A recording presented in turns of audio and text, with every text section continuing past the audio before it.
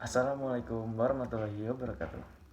Perkenalkan, saya Muhammad Fadli Sahda dari mahasiswa Teknik Lingkungan angkatan 2019 Universitas Islam Indonesia.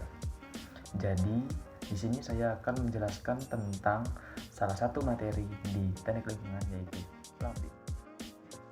Pasti kalian bertanya-tanya, apa sih itu plumbing? Jadi, plumbing adalah sistem perpipaan di bangunan gedung bertingkat. Jadi, plumbing ini seperti pipa air bersih dan pipa air limbah yang ada pada gedung bertingkat. Contohnya ada di gedung perkantoran, di mall, rumah sakit, rusun, dan lain-lain. Di sini, saya menggunakan gedung perkantoran 4 lantai yang berbentuk seperti U terbalik. Jadi, pada perencanaan kali ini terdapat dua metode. Yang pertama metode SNI 2015 dan juga metode Takeo Morimura dari Jepang. Di sini saya berasal dari Indonesia, maka saya menggunakan metode dan peraturan plumbing pada SNI 2015. Mari ke penjelasannya.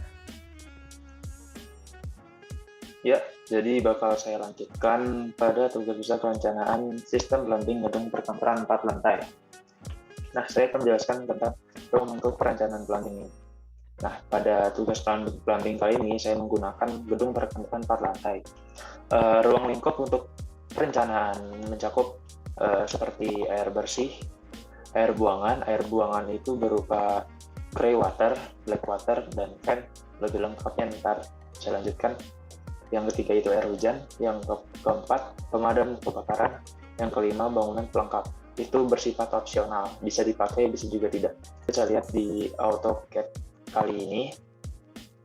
Nah, ini dia untuk gedungnya. Gedungnya seperti huruf U terbalik dengan 3 jenis saniter.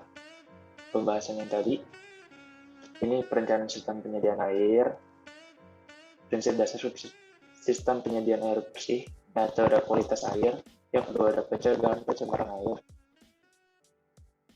Terus ini untuk sistem penyediaan air bersih, ini sistem pembuangan air buangan, air buangan. Nah, pada air buangan tersebut disebut juga berupa limbah, semua cairan yang dibuang yang mengandung kotor manusia, hewan, bekas tumbuhan maupun mengandung sisa proses industri. Terus ini perencanaan air hujan, ada sistem air hujan, perencanaan pipa kemiringan perubahan. Di sini saya cuma menjelaskan yang umum-umumnya dulu ya. Di sini ada sistem plumbing untuk pemadam kebakaran. Definisi umum nih. Sistem pemadam mutlak harus ada terutama pada gedung-gedung dan fasilitas umum. Sistem ini merupakan sistem perpipaan di dalam dan di halaman dan di luar pemakaian gedung agar menjaga jika terjadi kebakaran. Nah, ke bab 3, detail desain sistem plumbing. Nah, untuk yang pertama itu kita merencanakan jaringan air bersih terlebih dahulu. Nah, untuk kebutuhan air yang dipakai dalam gedung perkantoran 4 lantai. Nah, untuk gedung saya ini, yang tadi ini, nah luasnya itu 2.400 meter persegi dan diperkirakan mampu menampung sekitar 288 orang dalam satu gedung. Bisa begitu, karena ada perhitungannya pada tabel Excel yang ini. Nah, ini luas bangunannya kan. Dan ini jumlah penduduknya 288 orang.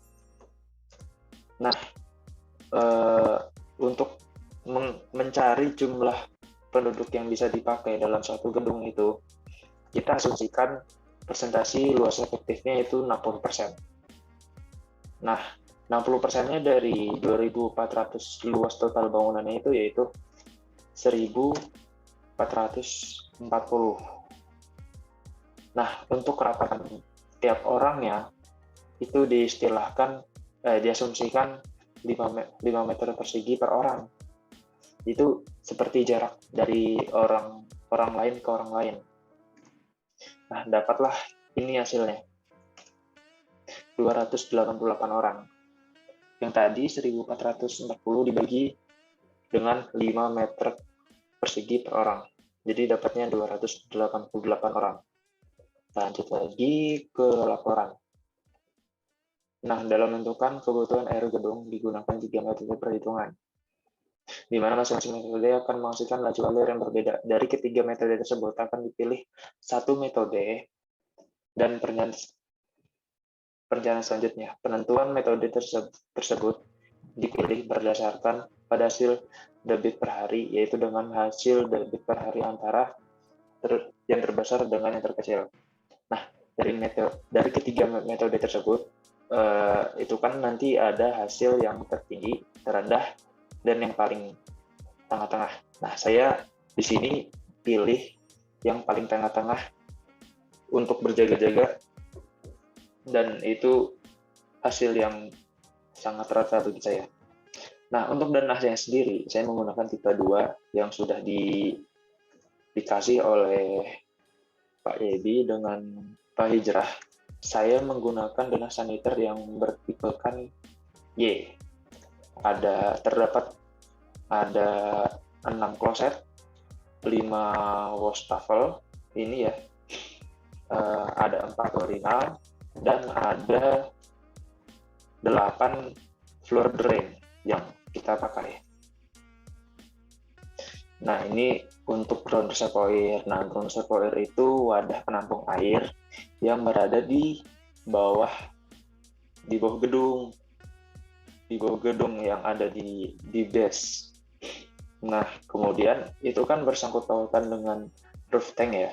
Nah, untuk air yang berada di dalam ground reservoir itu dipompa menuju ke atas, yaitu pada bagian roof tank ini. Nah, kemudian pada roof tank ini bakal dialirkan ke tiap-tiap saniter. Nah, ini merupakan arah alirannya. Sudah jelas ya di sini, teman-teman. Nah, untuk air bersih ini dihubungkan ke tiap-tiap alat plumbing. Misalkan alat plumbing yang dibutuhkan, yang pertama pada kloset ini, dia kan membutuhkan air bersih nih untuk membersihkan kotoran-kotoran yang sudah kita buang. Air buangan itu apa aja sih? Nah, dalam air buangan itu terdapat grey water. Grey water itu yang kuning. Terus terdapat black water, itu yang hijau, sama fan. Fan ini untuk menghasilkan udara ke tiap-tiap saluran grey water dan black water.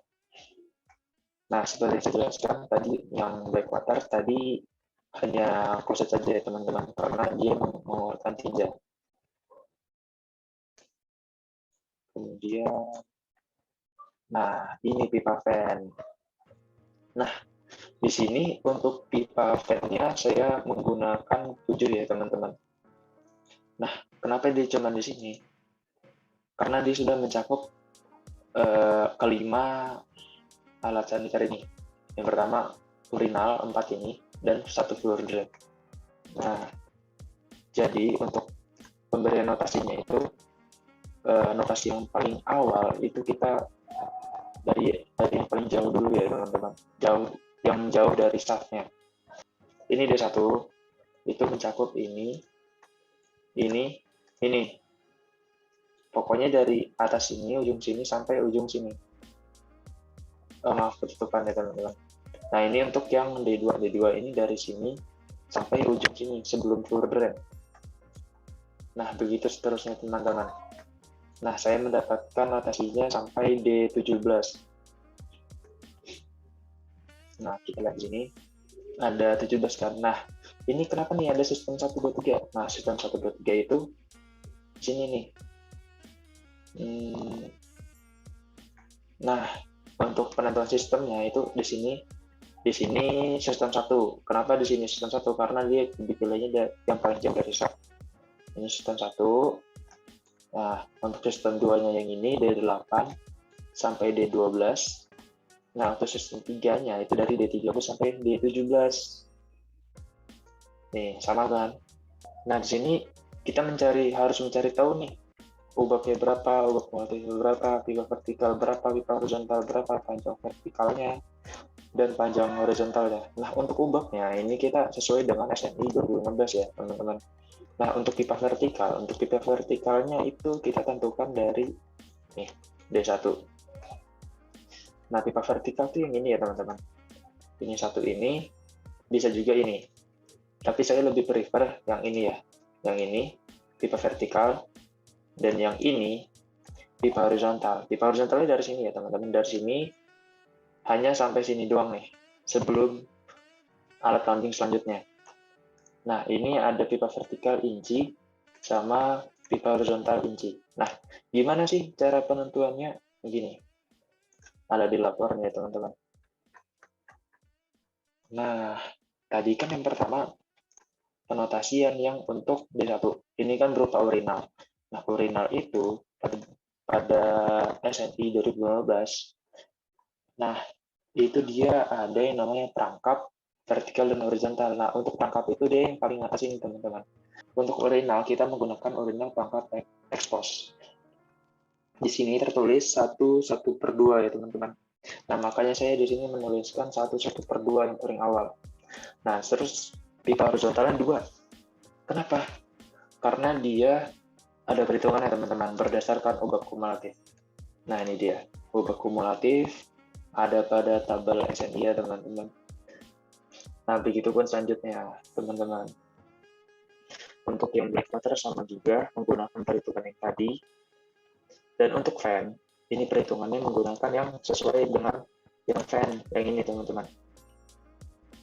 Nah, kemudian perencanaan air hujan. Untuk perencanaan air hujan, kita menggunakan konsep rainwater harvesting. Nah, untuk rainwater harvesting itu merupakan wadah ya, teman-teman.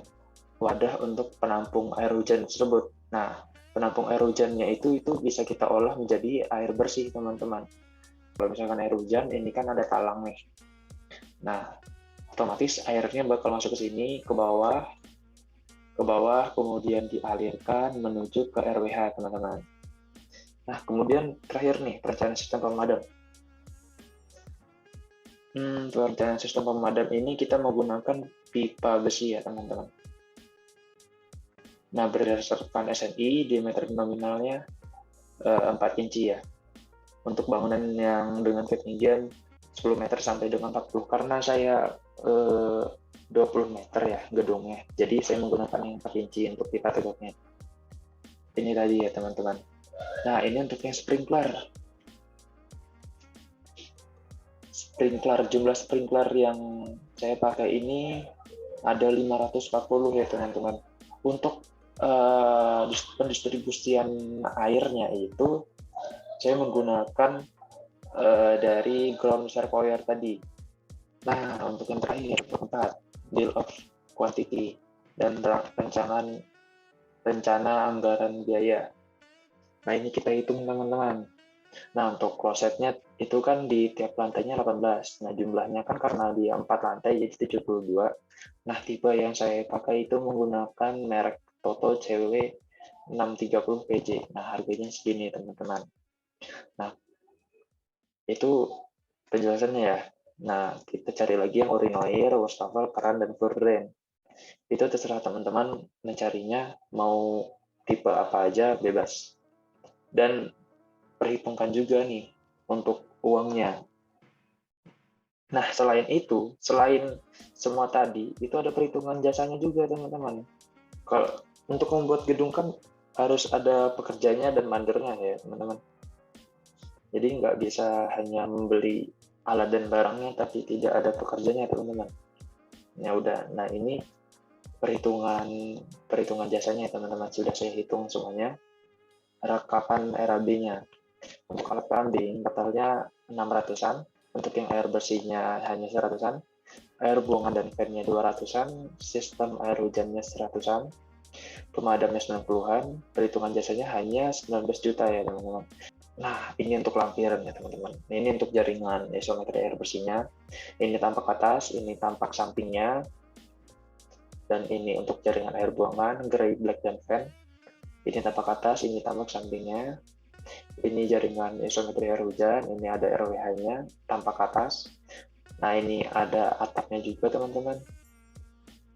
Nah, ini tampak sampingnya.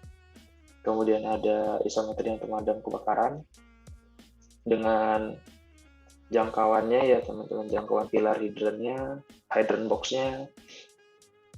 Di sini ada sprinklernya, ini tampak sampingnya, teman-teman. Nah, ini dia nih. Ini isometri gabungan nih, dari air bersih, buangan, hujan, pemadam. Tanpa sprinkler ya, teman-teman, soalnya kalau ada sprinkler mengganggu banget. Nah, ini daftar pustakanya yang saya gunakan, ini sebagai sumber-sumber saya dalam pengerjaan. Jadi, cukup sekian pertemuan kali ini dalam penjelasan tugas perencanaan plumbing. Saya harap dapat membantu untuk teman-teman semua. Kurang lebihnya mohon maaf. Saya berterima kasih pada kalian semua. Wabillahi taufiq wal hidayah. Wassalamualaikum warahmatullahi wabarakatuh.